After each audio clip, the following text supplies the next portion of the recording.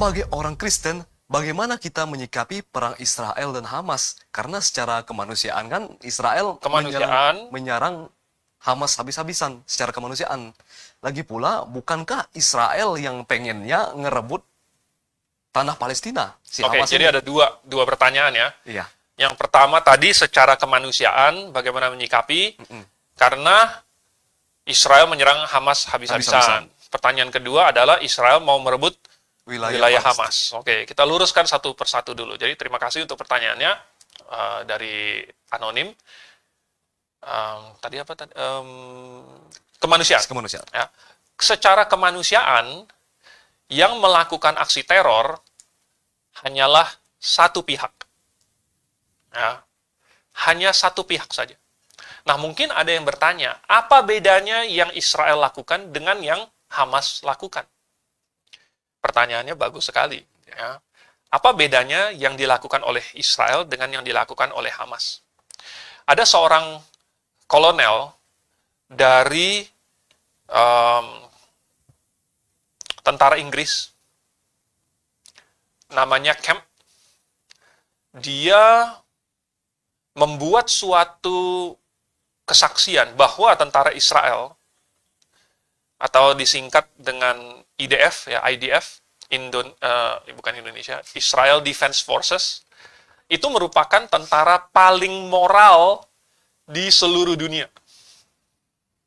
Tentara paling moral. Kenapa? Dia bersaksi. Jadi dia merupakan kolonel. Pada waktu itu dia ada bersama-sama dengan tentara Israel di Afghanistan, ya,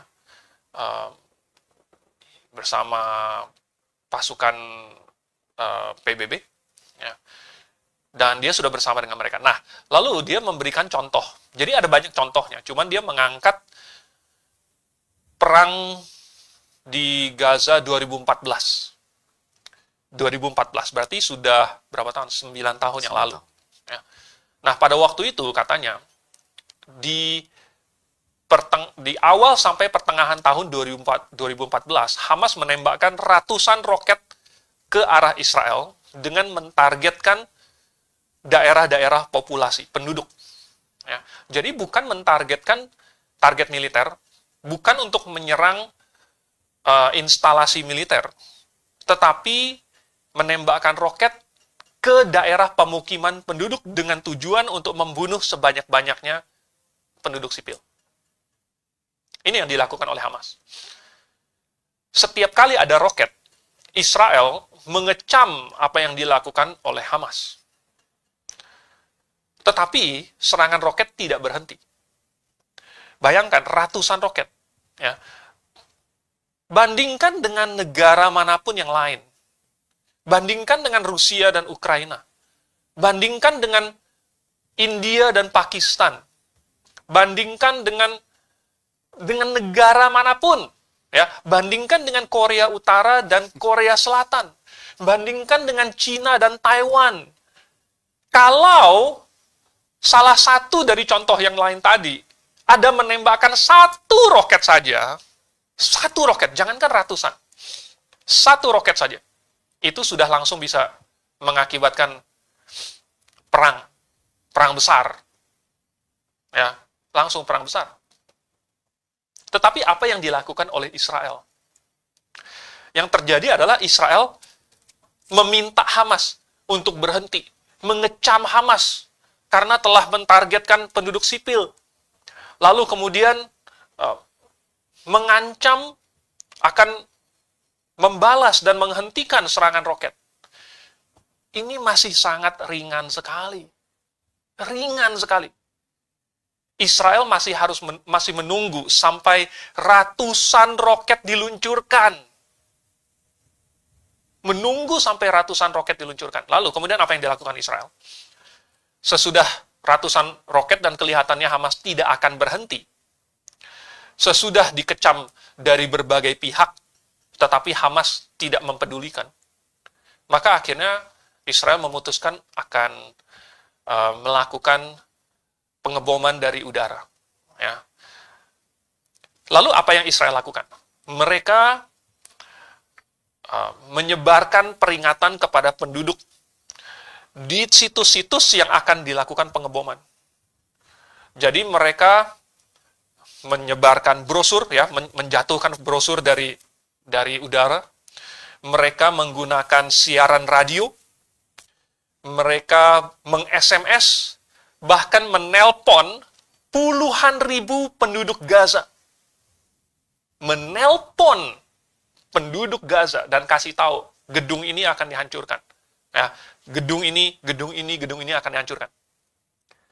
Saya tidak pernah mendengar ada pasukan manapun yang menelpon musuhnya dan kasih tahu, saya mau menyerang ini, saya mau ngebom ini. Sepertinya tidak ada ya. Tidak ada. Tidak ada. Kolonel Kemp berkata, tidak ada tentara lain di muka bumi ini yang lebih berusaha untuk menghindari kematian orang sipil, kematian penduduk sipil. Tidak ada tentara manapun di muka bumi ini yang mendekati usaha yang telah dilakukan oleh pasukan Israel. Tidak ada. Dan bahkan, ini Hamas sangat memahami sifat ini. Ya, sangat memahami betapa Israel ini berusaha tidak membunuh penduduk sipil. Ya. Oleh sebab itu, maka Hamas menaruh roket-roket mereka itu di samping apartemennya. Ini ada apartemen, isinya ratusan orang. Lalu kemudian mereka sengaja taruh peluncur roketnya itu persis di sebelah apartemennya. Ya. Lalu ketika datang peringatan, ya, kemudian Hamas tidak memperbolehkan satupun orang di dalam apartemen itu untuk meninggalkan gedung. Tidak diperbolehkan. Katanya apa? Supaya banyak yang mati. Supaya kalau banyak yang mati, Hamas akan balik menggunakan itu menjadi kecaman terhadap Israel. Nah, kan? Ya, Israel membunuh banyak warga sipil. Padahal siapa yang menaruh roketnya di situ? Di sekolah, di rumah sakit, di rumah penduduk. Jadi ceritanya ini Hamas tuh menggunakan kebaikan orang Israel sebagai pertahanan yang kuat ya. Betul, ya. Mereka menggunakan sifat Israel yang mau menghindari membunuh warga sipil, ya, menyebabkan kematian warga sipil. Dan mereka sangat memahami ini, tetapi merekalah, Hamaslah yang memilih untuk melibatkan warga sipil. Biasanya nih ya, tentara manapun itu akan berusaha melindungi warganya. Melindungi warganya itu artinya bertempur di tempat yang dimana tidak ada warga sipil. Supaya kalau ada peluru nyasar dan lain sebagainya, tidak akan kena warga sipil. Ini adalah tentara manapun yang waras, yang mau mempertahankan wilayahnya, yang mau menyelamatkan warganya. Tidak Hamas, bukan Hamas. Hamas malah menggunakan warganya sebagai tameng. Nah, kemarin saya ada khotbah di Pemuda, saya bilang, inilah sifat yang dilakukan oleh Israel, bedanya dengan yang dilakukan oleh Hamas. Israel punya sistem pertahanan udara yang namanya Iron Dome, ya, kubah besi. Dan kalau ada roket dari Hamas, dari Lebanon, Hezbollah, segala macam yang mau kena daerah Israel, maka itu akan dicegat, diintercept di udara, dihancurkan oleh Iron Dome ini. Israel menggunakan roket untuk melindungi warganya.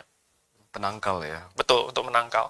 Hamas menggunakan warganya untuk melindungi roketnya. Ya. Ini lucu sekali. Kalau Israel menggunakan roket, itu untuk melindungi warganya. Hamas menggunakan warganya untuk melindungi roketnya. Nah, Kolonel Kemp ini, dia bilang kenapa Israel merupakan tentara paling moral di seluruh dunia. Ya. Nomor satu, katanya, Israel ini sangat besar dipengaruhi oleh nilai-nilai Yudaisme. Sangat dipengaruhi oleh nilai-nilai Yudaisme. Dan menurut dia, dan dia bukan orang Yahudi, ya, nilai-nilai Yudaisme itu merupakan standar moral tertinggi di dunia.